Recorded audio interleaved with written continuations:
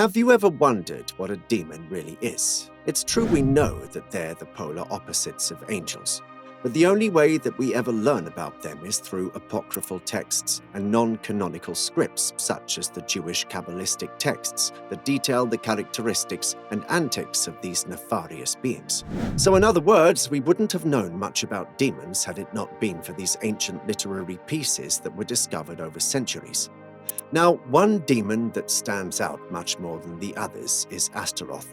Once a very high-ranking angel, this demon's rather cryptic and mysterious.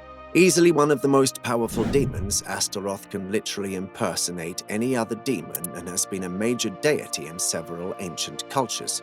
So in this video, we'll look below the surface and carve out who Astaroth exactly was.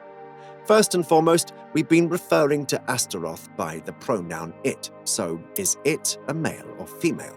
The truth is, we don't really know, but we'll try to walk you through how he first came to be and what his history is.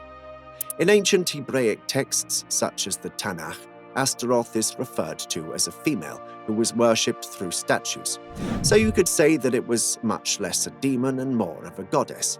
In old Mesopotamia, there was a Phoenician goddess of fertility named Astarte. It was worshipped in Phoenicia during the second millennia, right before the Common Era, and was also known as the deity of warfare at the time. Some early believers suspect that Astaroth is, in fact, Astarte. Astarte, and by extension Astaroth, was also compared to the Akkadian goddess of sex and love, Ishtar, who often caused storms, which might be the source of Astaroth's involvement in all things connected with warfare and military strategy. Now let's move forward a bit in time to the Book of Abramalin, the tale of an Egyptian mage named Abraham who educated a man named Abraham of Worms in the art of magic and demonology. This book gained popularity in the 1800s and was translated to be used by Aleister Crowley, the English occultist who created the religion of Thelema. In this book, Astaroth is no longer a goddess, but something of a prince of hell who had control over legions of demons domiciled in that domain. So this identity is completely different compared to the one we had earlier. Going further down in history to Kabbalistic texts, one would find that while he's a prince of hell, this now masculine demon is also considered to be something of an archdemon, if you will, the direct opposite or counterpart of an archangel. So there is indeed the belief that it was once an angel who went by the name Astaroth, a name that's remarkably similar sounding to Astaroth. This angel is acknowledged in the Book of Solomon as being the angel that subdued one of the demons to Solomon's will, but it's still unclear as to whether or not Astaroth and Astaroth are one and the same. Interestingly, this same entity, that is Astaroth, was reaffirmed to be a prince of hell, as he's acknowledged in the Lesser Key of Solomon as such. For those who don't know, the Lesser Key of Solomon is known to be a grimoire that contains details of several demons, their powers, and their rank. In this text, Astaroth is called a Duke of Hell that comes in the form of an angel that is vengeful in nature, riding upon something of a dragon or a serpent as he clings onto a viper. In other texts, he's depicted in a similar fashion, with the exception of the fact that he has wings, a reference to his questionable origins of being an angel. We're also told that it has the power of a seer, the ability to see into one's past while also being able to read one's future. According to several texts, such as the Pseudo-Monarchia Demonium, if one wants to risk such a fatal dose of halitosis, one must yield a magical ring for his own protection. Also, it might be best to seek out this demon at any time apart from the month of August, because this seems to be the time when his power is at its peak. Some others, like Sebastian Michaelis, the 16th century French inquisitor, prescribed the notion that Astaroth was a demon that personified sloth, one of the 7 deadly sins, as it said that he corrupted humans by planting seeds of self-doubt into them, which prevents them from even embarking on the tasks ahead of them. Another idea you might hear is that Saint Bartholomew can be brought on to protect you against Astaroth and his temptations.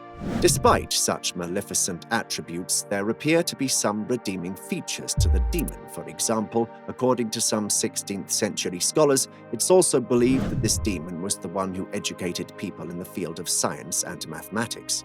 As a matter of fact, people even consulted it for the answers to their questions. It is also believed the demon had the ability to give men the ability of invisibility for a price. Also, they can fulfill their sickest fantasies in the guise of invisibility, thereby maintaining his evil motives toward humans.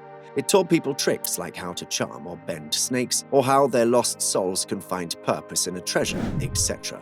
But all this is mostly just hearsay. And mind you, despite these details as to whom the demon was, some point to its existence as a deceiver, a deity that was created to discredit the power and existence of the aforementioned Mesopotamian deities, making it a figure to be distrusted, discarded, and vilified.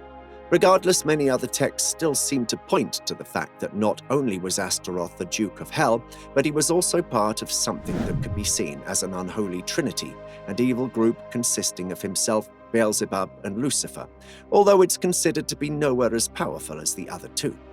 This has been considered to be the reason why it's seen as someone who may impart wisdom as mathematics and the sciences to humans.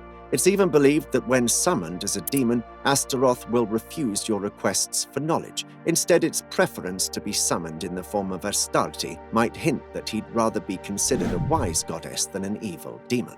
That being said, some might ponder for a moment and wonder if Astaroth might be older than you think.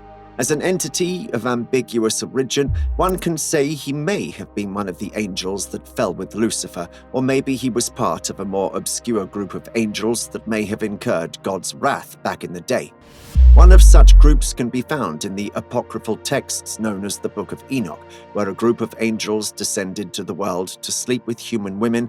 Furthermore, these angels also taught the humans that God didn't want them to know, things like sciences, mathematics, and astrology. Some may suspect that Astaroth might be the one who might have taught the humans these things before God condemned them to an eternity of damnation. However, as most of the angels were never married, we can never know if Astaroth may have played a part in this atrocity. All in all, Astaroth is a complex entity that has many faces and forms. Angels, goddess, or demon, the truth concerning Astaroth's identity will always be disputed as it lingers in its complex origins and powers. Maybe one day, the concrete shocking truth as to the exact form and mentality of this demon will be revealed in full. Well, that's all for today's video. Be sure to like and subscribe so you can be notified about our next videos. Trust me, you don't want to miss any of that.